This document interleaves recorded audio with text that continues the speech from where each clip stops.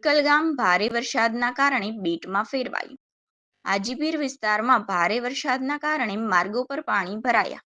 કચ્છ જિલ્લામાં છેલ્લા 3 દિવસથી ભારે વરસાદના કારણે ઠેર ઠેર પાણી ભરાયા હતા. કચ્છના છેવાડાના હાજીપીર વિસ્તારમાં ભારે વરસાદના કારણે માર્ગો પર પાણી ભરાયા હતા, જેને લઈને ગ્રામજનોને ભારે હાલાકીનો સામનો કરવો પડ્યો હતો. જાણવા મળતી વિગતો મુજબ છારીડઠ સરોવર ઓવરફ્લો થવા પામ્યું હતું.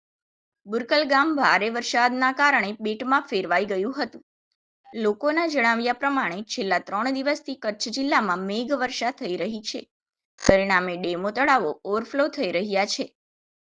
હાજીપીર પંથકનો નખત્રાણા તરફ જતા રસ્તા પર પાણી ભરાઈ ગયા હતા.